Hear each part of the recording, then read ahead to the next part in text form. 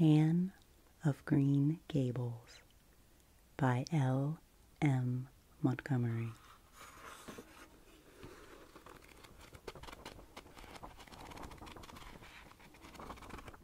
Chapter 26. The Story Club is formed. Junior Avonlea found it hard to settle down to humdrum existence again. To Anne in particular, things seemed fearfully flat, stale, and unprofitable after the goblet of excitement she had been sipping from for weeks. Could she go back to the former quiet pleasures of those faraway days before the concert? At first, as she told Diana, she did not really think she could. "I'm positively certain, Diana, that life can never be quite the same again as it was in those olden days," she said mournfully, as if referring to a period of at least 50 years back. "Perhaps after a while I'll get used to it, but I'm afraid concerts spoil people for everyday life. I suppose that is why Marilla disapproves of them. Marilla is such a sensible woman.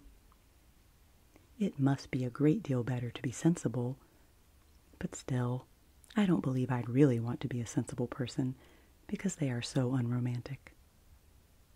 Mrs. Lynde says there is no danger of my ever being one, but you can never tell. I feel just now that I may grow up to be sensible yet. But perhaps that is only because I'm tired. I simply couldn't sleep last night for ever so long. I just lay awake and imagined the concert over and over again. That's one splendid thing about such affairs.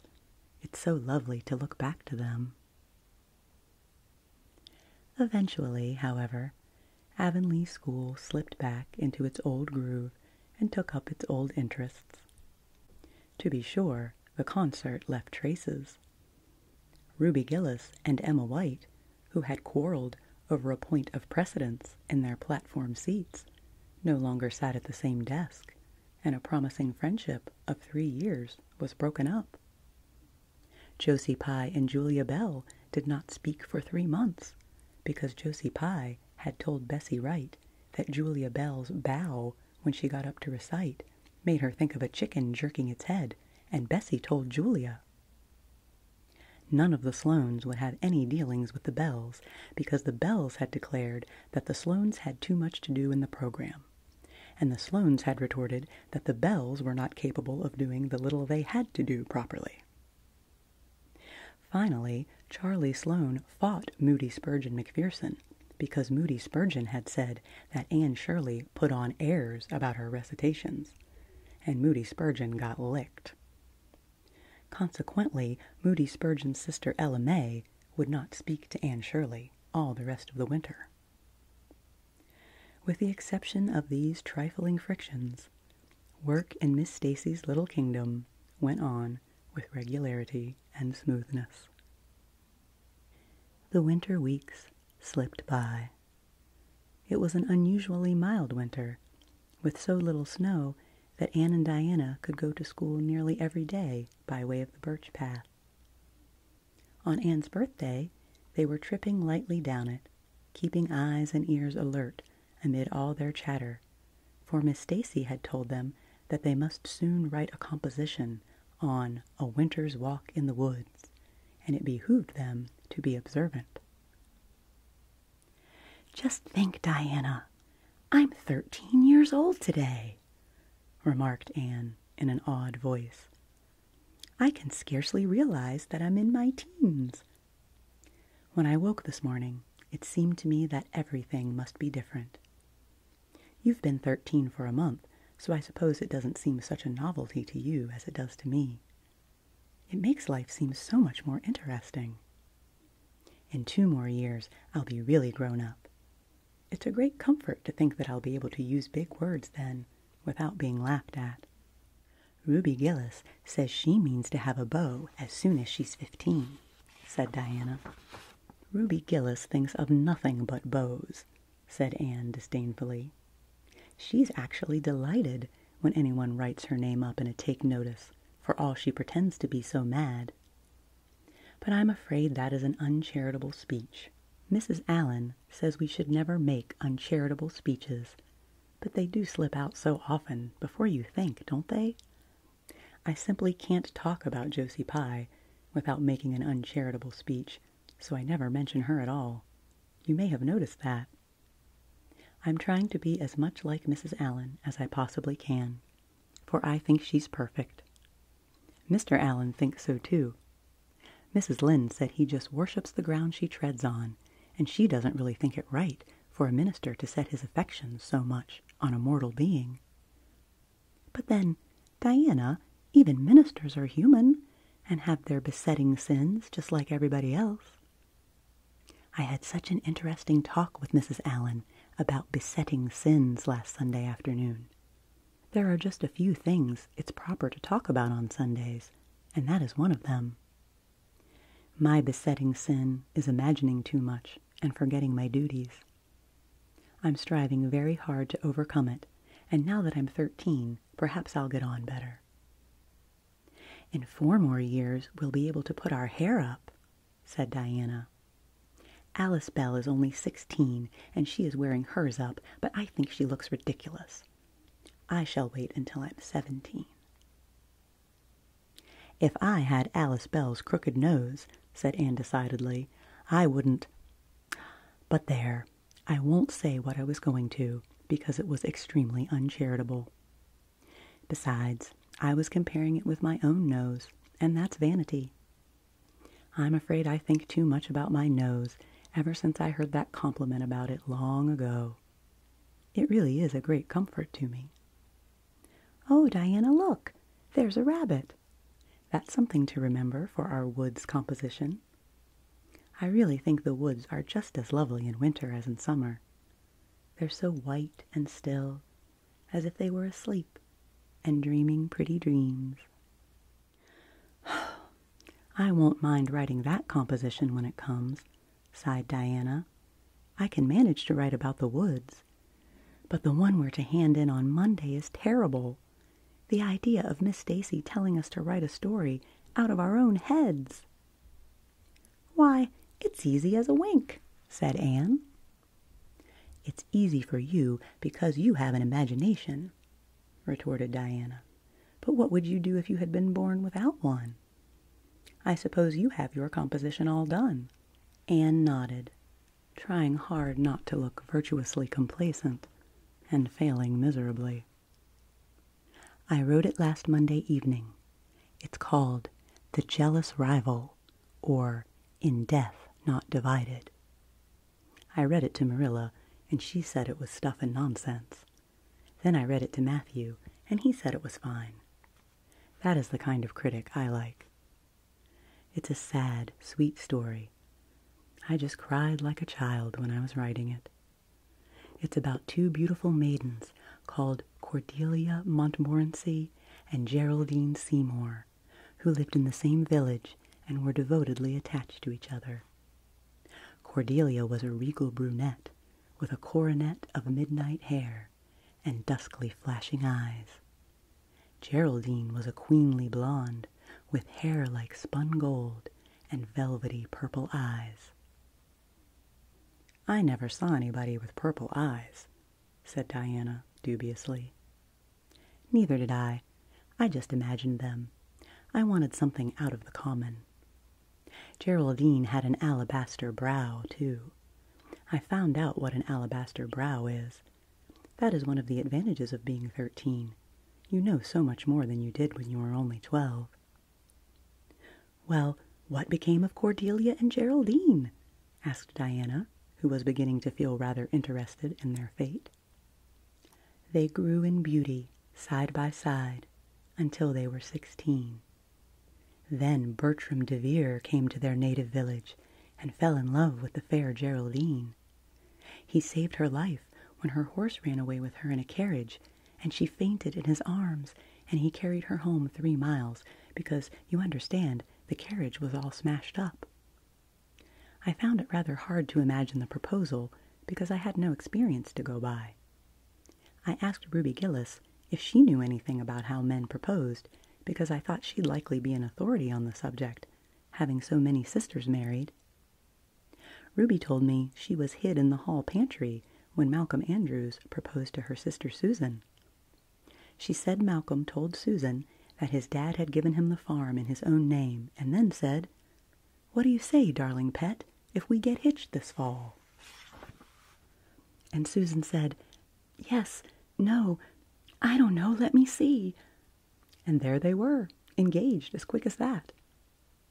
But I didn't think that sort of a proposal was a very romantic one, so in the end I had to imagine it out as well as I could. I made it very flowery and poetical, and Bertram went on his knees, although Ruby Gillis says it isn't done that way nowadays. Geraldine accepted him in a speech a page long. I can tell you I took a lot of trouble with that speech. I rewrote it 5 times, and I look upon it as my masterpiece. Bertram gave her a diamond ring and a ruby necklace and told her they would go to Europe for a wedding tour, for he was immensely wealthy. But then, alas, shadows began to darken over their path. Cordelia was secretly in love with Bertram herself, and when Geraldine told her about the engagement, she was simply furious, especially when she saw the necklace and the diamond ring. All her affection for Geraldine turned to bitter hate, and she vowed that Geraldine would never marry Bertram. But she pretended to be Geraldine's friend the same as ever. One evening they were standing on the bridge over a rushing, turbulent stream, and Cordelia, thinking they were alone, pushed Geraldine over the brink with a wild, mocking "ha ha ha." But Bertram saw it all, and he at once plunged into the current, exclaiming, "I will save thee, my peerless Geraldine." But alas, he had forgotten he couldn't swim, and they were both drowned, clasped in each other's arms. Their bodies were washed ashore soon afterwards. They were buried in one grave, and their funeral was most imposing, Diana. It's so much more romantic to end up a story with a funeral than a wedding. As for Cordelia, she went insane with remorse and was shut up in a lunatic asylum. I thought that was a poetical retribution for her crime. "How perfectly lovely!" sighed Diana, who belonged to Matthew's school of critics. "I don't see how you can make up such thrilling things out of your own head, Anne. I wish my imagination was as good as yours." "It would be if you'd only cultivate it," said Anne cheeringly. "I've just thought of a plan, Diana. Let's you and me have a story club, all our own, and write stories for practice. I'll help you along until you can do them by yourself. You ought to cultivate your imagination, you know. Miss Stacy says so. Only we must take the right way. I told her about the haunted wood, but she said we went the wrong way about it that time."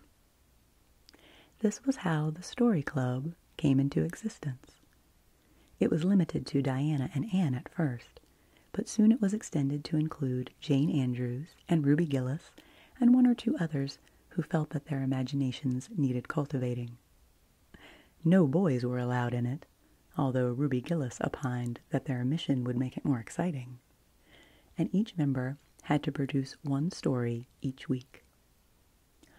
"It's extremely interesting," Anne told Marilla. "Each girl has to read her story out loud, and then we talk it over. We are going to keep them all sacredly and have them to read to our descendants. We each write under a nom de plume. Mine is Rosamond Montmorency. All the girls do pretty well. Ruby Gillis is rather sentimental. She puts too much love-making into her stories, and you know too much is worse than too little. Jane never puts any in because she says it makes her feel silly when she has to read it out loud. Jane's stories are extremely sensible. Then Diana puts too many murders in hers. She says most of the time she doesn't know what to do with the people, so she kills them off to get rid of them. I mostly always have to tell them what to write about, but that isn't hard, for I've millions of ideas. I think this story writing business is the foolishest yet, scoffed Marilla. "You'll get a pack of nonsense into your heads and waste time that should be put on your lessons. Reading stories is bad enough, but writing them is worse." "But we're so careful to put a moral into all of them, Marilla," explained Anne. "I insist upon that. All the good people are rewarded, and all the bad ones are suitably punished. I'm sure that must have a wholesome effect. The moral is the great thing. Mr. Allen says so. I read one of my stories to him and Mrs. Allen, and they both agreed that the moral was excellent. Only they laughed in the wrong places. I like it better when people cry. Jane and Ruby almost always cry when I come to the pathetic parts. Diana wrote to her Aunt Josephine about our club, and her Aunt Josephine wrote back that we were to send her some of our stories. So we copied out 4 of our very best and sent them. Miss Josephine Barry wrote back that she had never read anything so amusing in her life.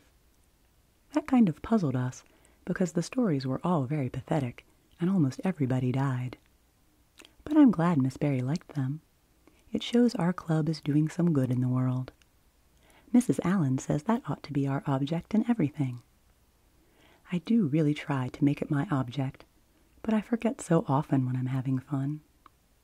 I hope I shall be a little like Mrs. Allen when I grow up. Do you think there is any prospect of it, Marilla? I shouldn't say there was a great deal, was Marilla's encouraging answer. I'm sure Mrs. Allen was never such a silly, forgetful little girl as you are. No, but she wasn't always so good as she is now, either, said Anne seriously. She told me so herself. That is, she said she was a dreadful mischief when she was a girl and was always getting into scrapes. I felt so encouraged when I heard that. Is it very wicked of me, Marilla, to feel encouraged when I hear that other people have been bad and mischievous? Mrs. Lynde says it is. Mrs. Lynde says she always feels shocked when she hears of anyone ever having been naughty, no matter how small they were. Mrs. Lynde says she once heard a minister confess that when he was a boy, he stole a strawberry tart out of his aunt's pantry, and Mrs. Lynde never had any respect for that minister again. Now, I wouldn't have felt that way. I'd have thought that it was real noble of him to confess it, and I'd have thought what an encouraging thing it would be for small boys nowadays who do naughty things and are sorry for them to know that perhaps they may grow up to be ministers in spite of it. That's how I feel, Marilla. The way I feel at present, Anne, said Marilla, is that it's high time you had those dishes washed. You've taken half an hour longer than you should with all your chattering. Learn to work first and talk afterwards. Chapter 27. Vanity and Vexation of Spirit. Marilla, walking home one late April evening from an aid meeting, realized that the winter was over and gone, with the thrill of delight that spring never fails to bring to the oldest and saddest, as well as to the youngest and merriest. Marilla was not given to subjective analysis of her thoughts and feelings. She probably imagined she was thinking about the aides and their missionary box and the new carpet for the vestry room. But under these reflections was a harmonious consciousness of red fields smoking into pale purply mists in the declining sun, of long, sharp-pointed fir shadows falling over the meadow beyond the brook, of still crimson-budded maples around a mirror-like wood pool, of awakening in the world and a stir of hidden pulses under the gray sod. The spring was abroad in the land, and Marilla's sober, middle-aged step was lighter and swifter because of its deep, primal gladness. Her eyes dwelt affectionately on Green Gables, peering through its network of trees and reflecting the sunlight back from its windows in several little coruscations of glory. Marilla, as she picked her steps along the damp lane, thought that it was really a satisfaction to know that she was going home to a briskly snapping wood fire and a table nicely spread for tea, instead of to the cold comfort of old aid meeting evenings before Anne had come to Green Gables. Consequently, when Marilla entered her kitchen and found the fire black out, with no sign of Anne anywhere, she felt justly disappointed and irritated.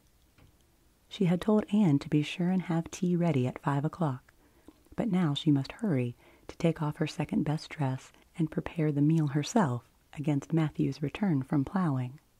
"I'll settle Miss Anne when she comes home," said Marilla grimly, as she shaved up kindlings with a carving knife, and more vim than was strictly necessary. Matthew had come in and was waiting patiently for his tea in his corner.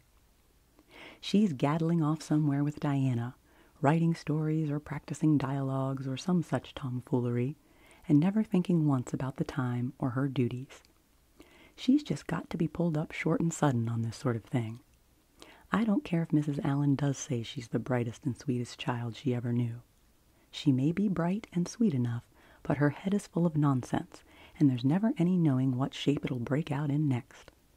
Just as soon as she goes out of one freak, she takes up with another. But there, here I am saying the very same thing I was so riled up with Rachel Lynde for saying at the aid today. I was real glad when Mrs. Allan spoke up for Anne, for if she hadn't, I know I'd have said something too sharp to Rachel before everybody. Anne's got plenty of faults, goodness knows, and far be it from me to deny it. But I'm bringing her up, and not Rachel Lynde, who'd pick faults in the angel Gabriel himself if he lived in Avonlea. Just the same, Anne has no business to leave the house like this, when I told her she was to stay home this afternoon and look after things. I must say, with all her faults, I never found her to be disobedient or untrustworthy before, and I'm real sorry to find her so now." "Well, now, I dunno," said Matthew, who, being patient and wise, and above all hungry, had deemed it best to let Marilla talk her wrath out unhindered, having learned by experience that she got through with whatever work was on hand much quicker, if not delayed by untimely argument. "Perhaps you're judging her too hasty, Marilla. Don't call her untrustworthy until you're sure she has disobeyed you. Maybe it can all be explained. Anne's a great hand at explaining." "She's not here when I told her to stay," retorted Marilla. "I reckon she'll find it hard to explain that to my satisfaction. Of course I knew you'd take her part, Matthew, but I'm bringing her up, not you." It was dark when supper was ready, and still no sign of Anne, coming hurriedly over the log bridge or up Lover's Lane, breathless and repentant, with a sense of neglected duties. Marilla washed and put away the dishes grimly. Then, wanting a candle to light her down cellar, she went up to the east gable for the one that generally stood on Anne's table. Lighting it, she turned around to see Anne herself lying on the bed, face downward among the pillows. "Mercy on us," said astonished Marilla. "Have you been asleep, Anne?" "No," was the muffled reply. "Are you sick, then?" demanded Marilla anxiously, going over to the bed. Anne cowered deeper into her pillows, as if desirous of hiding herself forever from mortal eyes. "No, but please, Marilla, go away and don't look at me. I'm in the depths of despair, and I don't care who gets ahead in class or writes the best composition or sings in the Sunday school choir anymore.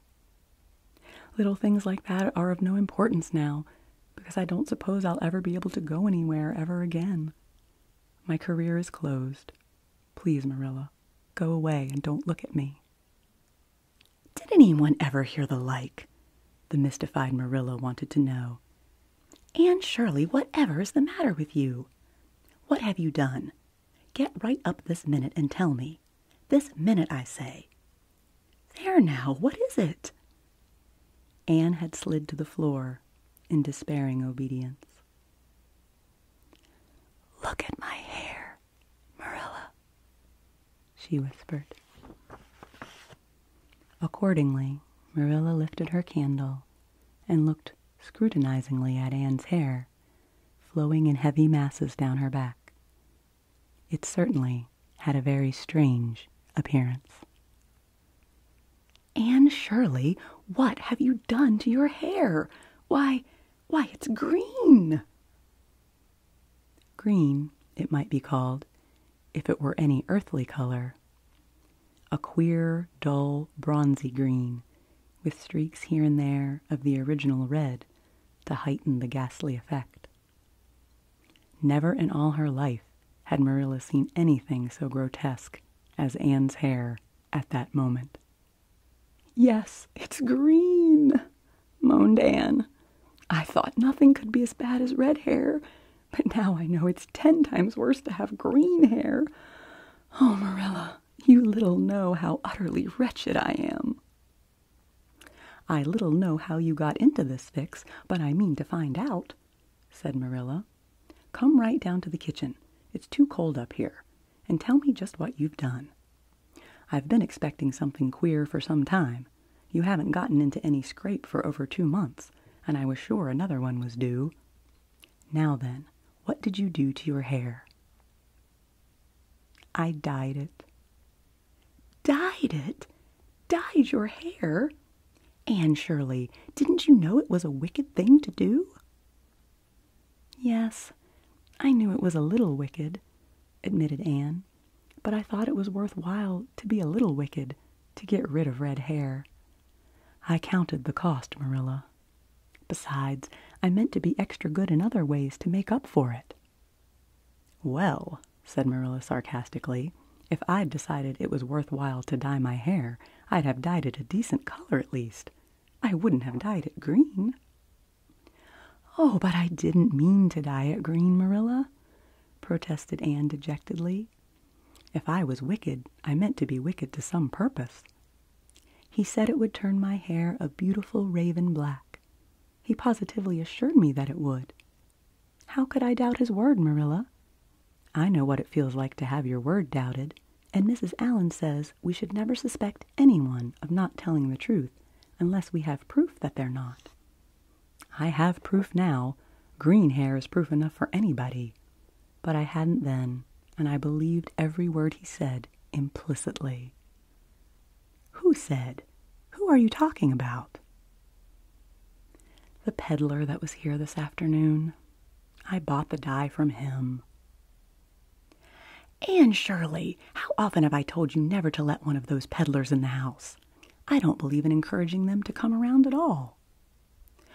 "Oh, I didn't let him in the house. I remembered what you told me, and I went out, carefully shut the door, and looked at his things on the step. He had a big box full of very interesting things, and he told me he was working hard to make enough money to bring his wife and children here from Germany. He spoke so feelingly about them that it touched my heart. I wanted to buy something from him to help him in such a worthy object. Then all at once I saw the bottle of hair dye.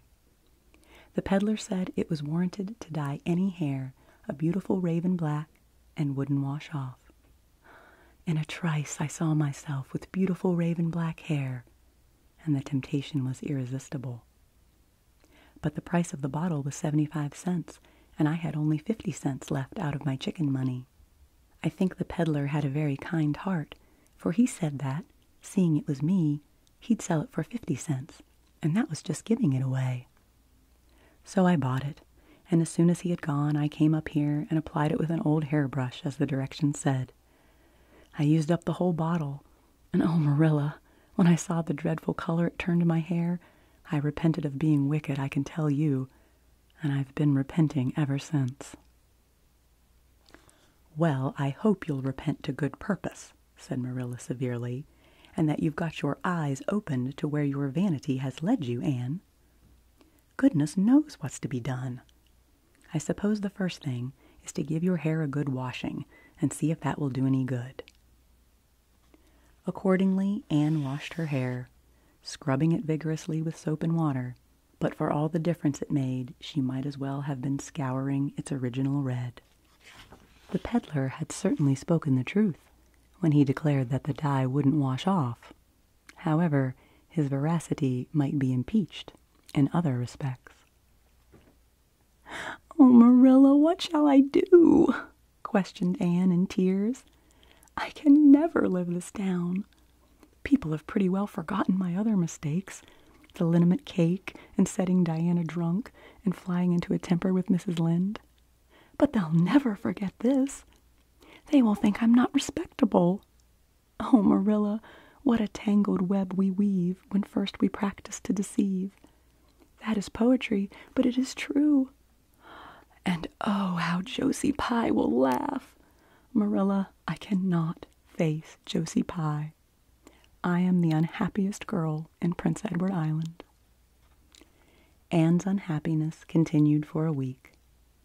During that time she went nowhere and shampooed her hair every day. Diana alone, of outsiders, knew the fatal secret, but she promised solemnly never to tell, and it may be stated here and now that she kept her word. At the end of the week, Marilla said decidedly, "It's no use, Anne. That is fast dye if ever there was any. Your hair must be cut off. There is no other way. You can't go out with it looking like that." Anne's lips quivered, but she realized the bitter truth of Marilla's remarks. With a dismal sigh, she went for the scissors. "Please cut it off at once, Marilla, and have it over. Oh, I feel that my heart is broken. This is such an unromantic affliction. The girls in books lose their hair in fevers or sell it to get money for some good deed, and I'm sure I wouldn't mind losing my hair in some such fashion half so much. But there is nothing comforting in having your hair cut off because you've dyed it a dreadful color, is there? I'm going to weep all the time you're cutting it off, if it won't interfere, Marilla. It seems such a tragic thing."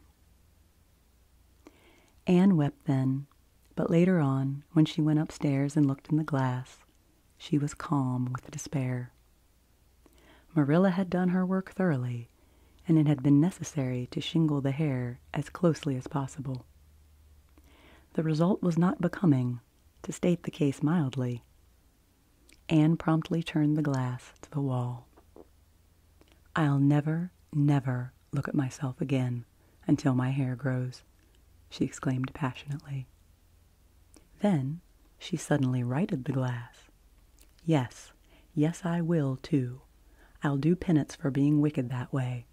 I'll look at myself every time I come into my room, and I won't try to imagine it away either. I never thought I was vain about my hair of all things, but now I know I was, in spite of its being red, because it was so long and thick and curly. I expect something will happen to my nose next." Anne's clipped head made a sensation in school on the following Monday, but to her relief, nobody guessed the real reason for it, not even Josie Pye, who, however, did not fail to inform Anne that she looked like a perfect scarecrow. "I didn't say anything when Josie said that to me," Anne confided that evening to Marilla, who was lying on the sofa after one of her headaches, "because I thought it was part of my punishment, and I ought to bear it patiently. It's hard to be told you look like a scarecrow, and I wanted to say something back, but I didn't. I just swept her one scornful look, and then I forgave her. It makes you feel very virtuous when you forgive people, doesn't it? I mean to devote all my energies to being good after this, and I shall never try to be beautiful again. Of course it's better to be good. I know it is, but it's sometimes so hard to believe a thing, even when you know it. I do really want to be good, Marilla, like you and Mrs. Allen and Miss Stacy, and grow up to be a credit to you. Diana says when my hair begins to grow, to tie a black velvet ribbon around my head with a bow at one side. She says she thinks it will be very becoming. I will call it a snood. That sounds so romantic. But am I talking too much, Marilla? Does it hurt your head? My head is better now. It was terrible bad this afternoon, though. These headaches of mine are getting worse and worse. I'll have to see a doctor about them. As for your chatter, I don't know that I mind it. I've got so used to it." Which was Marilla's way of saying that she liked to hear it.